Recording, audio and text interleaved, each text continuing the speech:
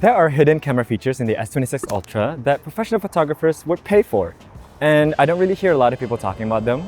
So here are 8 hidden camera features that you should know about. Before we get started, some of these features aren't brand new. Some of them came with the One UI updates, and some of them came with the S25 Ultra last year. And some of them require you to download some apps like the Camera Raw app and the Camera Assistant app.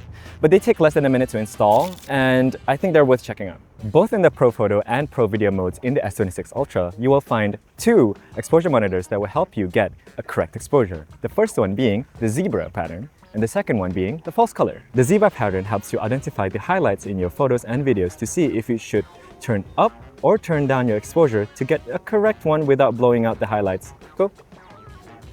So yeah, get correct exposure, guys. Don't blow out the highlights. I was about to do a really nasty joke, but I'm not gonna stop right there.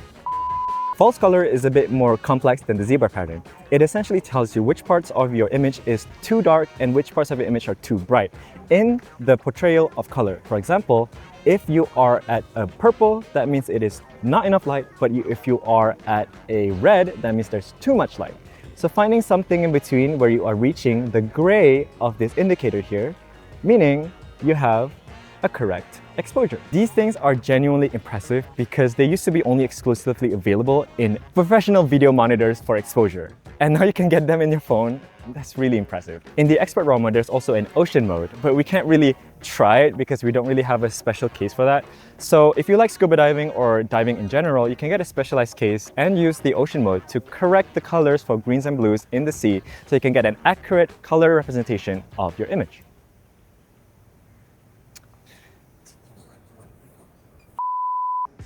In the Camera Assistant app, you can turn on the 24 megapixel shooting mode. The S26 Ultra shoots at 12, 50, and 200 megapixels. The jump from 12 megapixels to 50 megapixels is huge. So if you want to take a better quality photo without the file size of a 50 megapixels, you can turn on the 24 megapixels in the Camera Assistant app. These are the 12, 24, and 50 megapixels, and you can tell the difference in quality when you zoom into the details. The 24 megapixels should be the default setting when it comes to photo quality, but somehow Samsung doesn't put that and it's kind of like tucked away. So maybe we'll see that in the future, but until then, you have to go through Camera Assistant. Next is the floating shutter button. When you go into camera settings, scroll down to shooting methods and you will find the floating shutter button. This essentially lets you put the shutter button anywhere on the screen at an ease. If you're shooting vertically, put it where your thumb can reach naturally, and if you're shooting at a weird angle, just put it where it makes sense.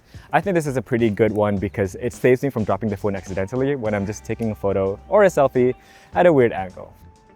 Another thing you can do in the Camera Assistant app is adjust a bunch of granular controls to make your camera shooting experience a bit better. Now you can adjust the white balance and shutter speed for your camera without having to leave the default photo mode, which means you can adjust the white balance to make it warmer or cooler and adjust the shutter speed to make it faster or slower depending on how you want the image to look without having to leave the default photo mode. That's not really something we could do before. This feature is nice because you can change the tone of your footage if the outer white balance doesn't really suit your taste, so you can make something cooler or warmer depending on what you want your image to look like. And what if the autofocus isn't fast enough for your subject? Well, in the Camera Assistant app, you can change the sensitivity of the autofocus on the Galaxy S26 Ultra. Okay, 3, cool, cut here. Okay, so I'll be taking over this section of the video now because a lot of you guys were rage baiting Naeem in the comments and he just can't take it anymore. So let's continue on, shall we? No! No! I missed it! Oh, damn, there's another crow.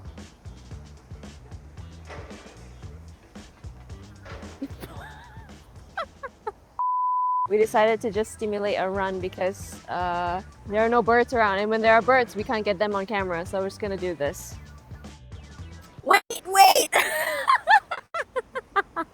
Ready? So we toggled high fast for the transition speed and shift sensitivity. And as you can see with this shot here, Tarsh is running across the frame, but his hands remain completely in focus and there's no motion blur, which I think this kind of shot is good for anything fast or sports mode, anything that's going really fast across the screen. We also turned everything low and slow for the transition speed and shift sensitivity for those cinematic shots, and these were the results that we got. So now we're gonna try the virtual reflector feature. So I'm gonna take one photo without the virtual reflector. I'm gonna hit to more, expert raw, click on it. virtual reflector. So here you have two options, silver and gold, and you can control how intense you want the reflections to be and also the direction. So you can control the direction of the reflection. So I'm gonna keep it right here. Snap. Okay, so we took another picture of Tarsh using the virtual reflector feature. So with the virtual reflector on, Tarsh's face is more well lit, especially on his neck area, which is where we place the virtual reflector. But with it off, his face is more darker, even though the exposure of his shirt is the same. So whenever you're filming a video with a Samsung device, you can't zoom in without those awkward jerks in between.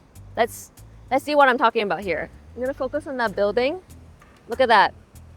That's how you zoom in. No, we don't want that. So let me see how you can do that without those weird jerks in between. The moment you hit record, there's gonna be a magnifying glass that pops up. You click on that, and then you unlock a slider. Look at that. And then you can just control by moving your thumb.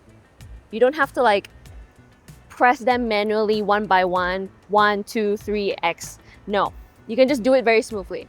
So just look at that difference. If you're out shooting vlogs or just a random cat crossing the road, you get that pull-in effect without those awkward jumps. And now we have video log recording, and of course we can't skip this out because we love testing this out on new devices, and the Galaxy S26 Ultra does allow you to apply a color grade directly on your phone. In the camera app, you'll find it in video mode. Tap on the APV setting and you'll find 5 LUTs that Samsung has installed in the phone.